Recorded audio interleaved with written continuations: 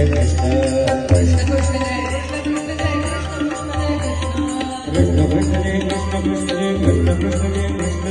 कृष्ण या सगळ्या गोपांनी बोलवा या सगळ्यांना बोलवा लाल फुलाचा सुखदेवजी महाराज वर्णन करतात राजा परीक्षिता भगवंत आणि गोवर्धनाचा नमस्कार केला आणि गोवर्धना सांगितलं